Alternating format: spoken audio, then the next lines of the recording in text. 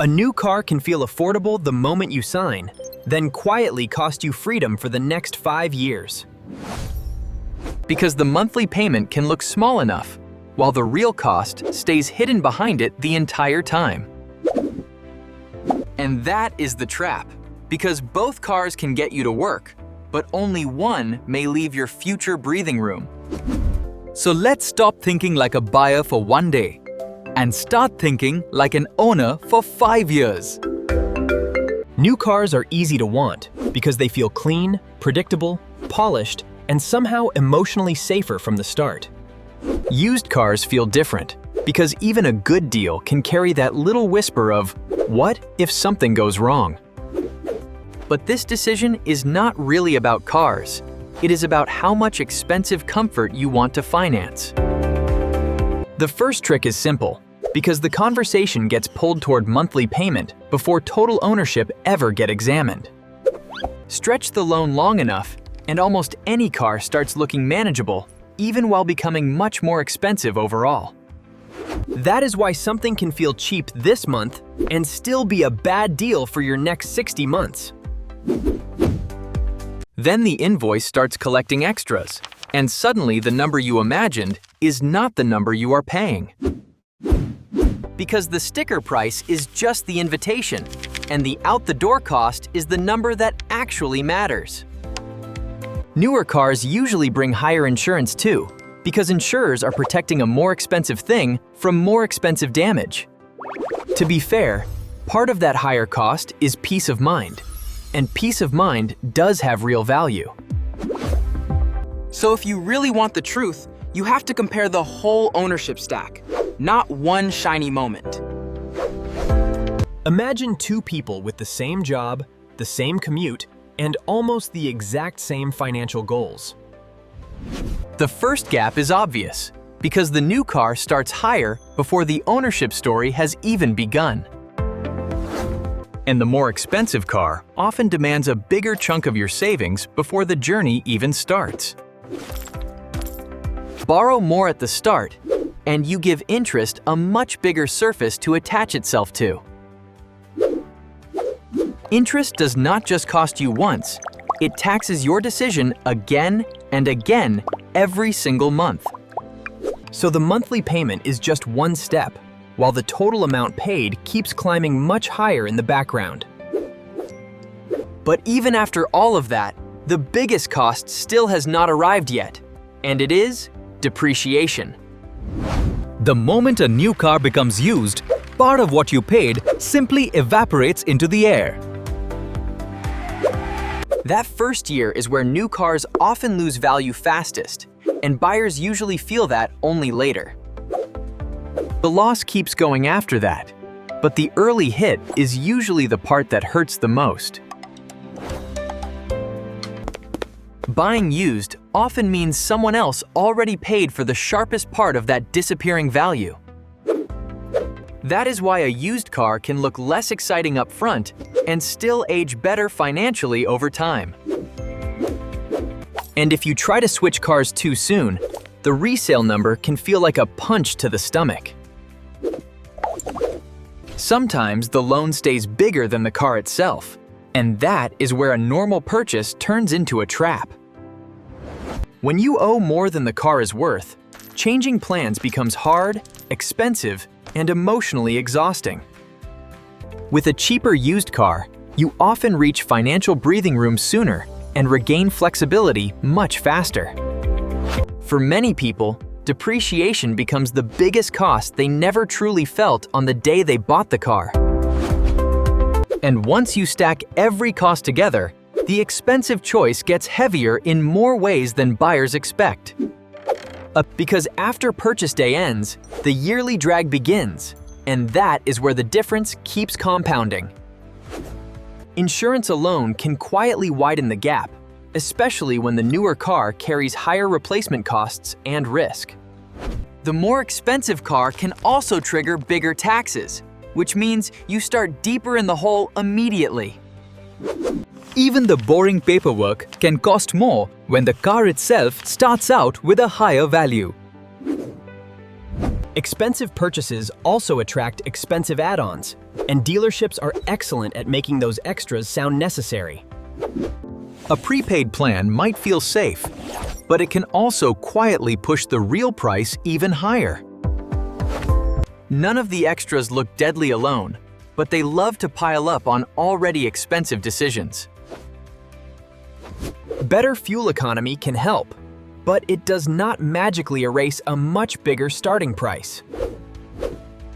Fancy car tech also ages fast, because what feels premium today can feel normal much sooner than expected. The smell fades, the excitement settles, but the payment often stays exactly as heavy as before.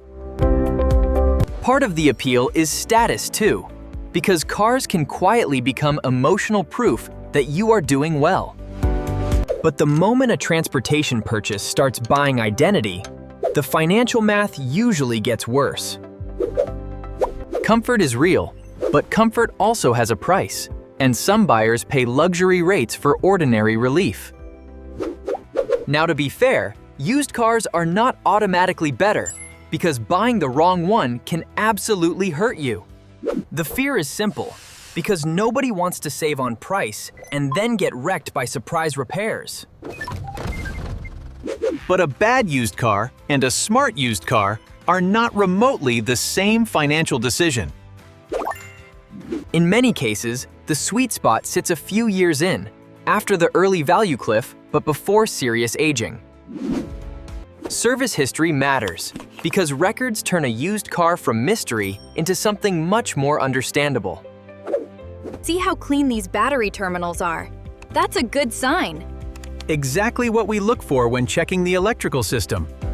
Used car success depends heavily on the model, because some vehicles age far better than others. A clean ownership trail often tells you more than the paint ever will about what kind of car you are buying. Accident history, flood damage, and title issues can turn a cheap price into a very expensive mistake. Even on a good used car, basic wear items can hit early, so you need to price those in honestly. The used market can also give you more room to negotiate, especially when you focus on total price. Now, some people hear 0% financing and assume the new car has suddenly become the better deal. Sometimes that rate only works for top credit profiles, shorter terms, or very specific dealer incentives. A better rate on a much bigger price can still lose to a worse rate on a much cheaper car. The longer the commitment, the more life can change before the car is even paid off. Yes, used car rates can be higher, but smaller borrowed amounts often matter more than buyers assume. That is why total financed cost matters more than whichever side wins the headline rate battle. And here is the part almost nobody shows you, because the money you do not spend can start working elsewhere.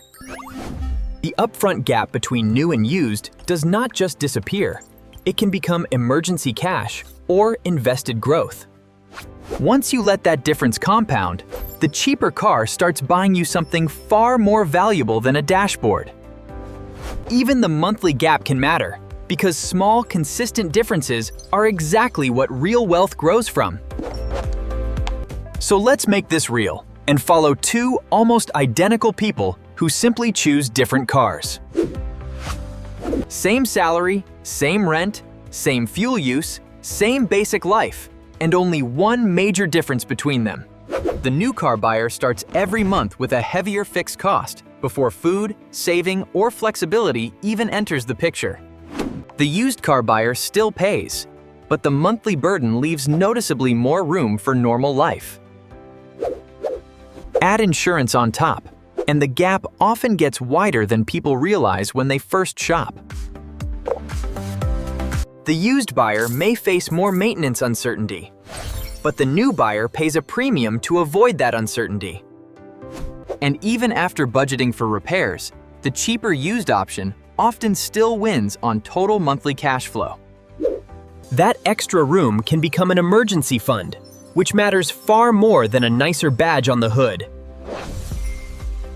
In year one, the difference often feels less like luxury and more like pressure. The difference becomes painfully real the moment life throws a surprise bill at both people on the same exact week. For the new car buyer, that one surprise expense can instantly turn an ordinary month into a stressful cash flow squeeze. The used car buyer still feels the hit, but a little financial margin can turn panic into a manageable inconvenience. That extra room is not just math, because it becomes freedom to handle life without everything feeling urgent. And if income drops for even a few months, a heavy car payment stops feeling impressive and starts feeling dangerous. Financial strength is not just what you can buy, but how easily you can keep moving when life changes. Now, this does not mean new cars are always wrong, because context can absolutely change the answer. If you truly keep the car for a very long time, the early cost gets spread across many more years. If your work absolutely depends on maximum reliability, paying more for predictability may sometimes be worth it. And in rare cases, strong incentives can narrow the gap enough to make a new car more reasonable. Sometimes the market gets weird too, and overpriced used cars can erase the value advantage you expected. But for most everyday buyers, the average outcome still matters more than edge cases and lucky exceptions. The problem is that many people buy as if they will keep the car forever, then switch much sooner.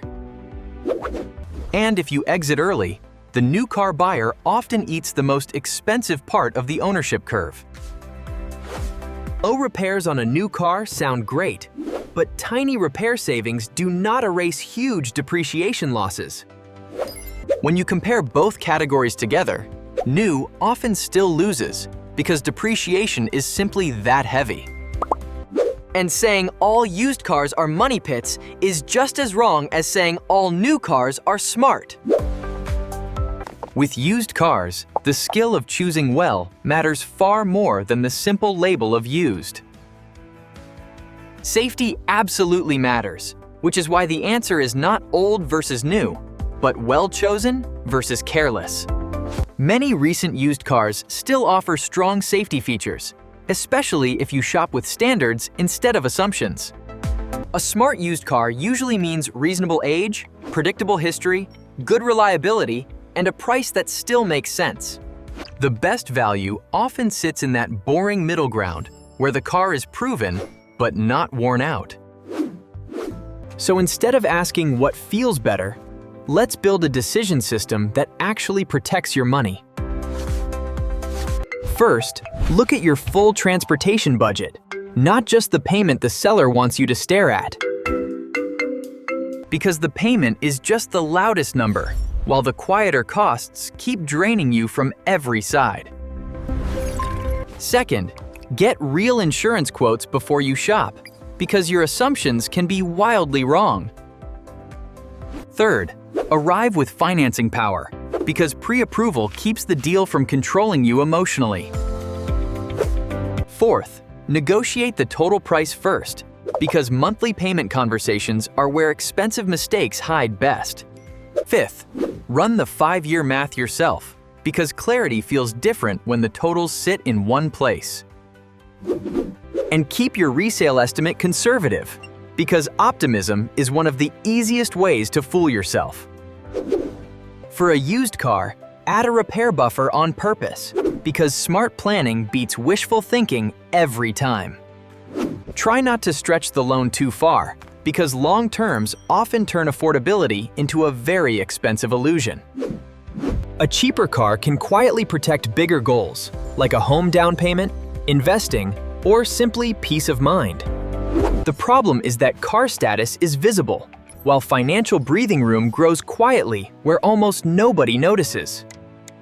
Real wealth often looks boring from the outside, because the smartest flex is usually the one nobody sees. A nice-looking car loses a lot of its shine when it comes attached to constant low-level stress. Meanwhile, a simpler car can feel better every month if it lets you sleep without money pressure. By year 3, the gap is no longer theoretical because one buyer has more assets and more options. And notice how both cars are now just normal cars, but the money outcomes are nowhere close. Lower car costs do not just save money, they expand the number of life choices you can actually take. That can mean saying yes to a better job, a move, or a risk you would otherwise avoid. For some people, the cheaper car does not just save money, it moves the home timeline forward. For others, it is the difference between owning a prettier machine and owning more of their future. Social comparison makes this worse because cars are public while the financial stress behind them stays hidden. You can look rich in a parking lot and still be financially fragile in every place that matters. The smartest buyers stop asking if they can buy the car and start asking what it costs their future. That one question forces you to examine price, risk, time horizon, and every bigger goal competing for your money. If a car feels emotionally irresistible, that is usually the exact moment you need more distance and better math. Always compare at least a few realistic options, because a dream car looks strongest when it has no competition. And if the deal only works when you rush, it probably works better for the seller than for you. Give yourself a hard all-in transportation cap, because boundaries protect you from emotional overspending. If the car choice crushes your saving and investing lanes, it is costing more than the sticker suggests. Used car risk is real, but it can be managed with inspection, history, and a repair buffer. Rule 1. Never judge a car by the monthly payment without seeing the full 5-year cost. Let's dive into Rule Card 2. Understanding insurance and depreciation is crucial for managing your finances. Rule 3. If you buy used, buy quality and history, not just the cheapest sticker you can find. Rule number 4 is simple. Always pay yourself first. As you can see, even small amounts add up quickly. Rule 5. Choose the car that still lets your bigger goals move forward after the excitement wears off. But if you want the strongest value and can shop carefully, used will often be the smarter move. And if money is already tight, the wrong car can quietly keep you stuck longer than you think. In that case, buying financial relief is usually smarter than buying a car that only looks more successful. This decision is really about whether you want more shine right now or more strength later. Because the best car choice is the one that keeps helping you after it stops feeling special. Do not buy the car that impresses you most today. Buy the car that costs your future the least. Before you shop, write down price, financing, insurance, resale, and repair assumptions on one honest sheet. Then compare a few real options and let the numbers cool down whatever emotion tries to rush you. Because in the end, this is not really a car story. It is a freedom story wearing a car badge. The smartest car is usually the one that lets you keep more peace, more options, and more of your own money. If you want more clear money decisions like this, subscribe to Mike Finance Lab, and we'll keep breaking them down simply. So now I want to hear from you, because this decision gets personal fast once real life enters it. If you had to choose today, would you buy new for peace of mind or used for stronger money flexibility? And what part matters most to you? Lower total cost, lower stress, or lower risk? Tell me why, and I'll reply.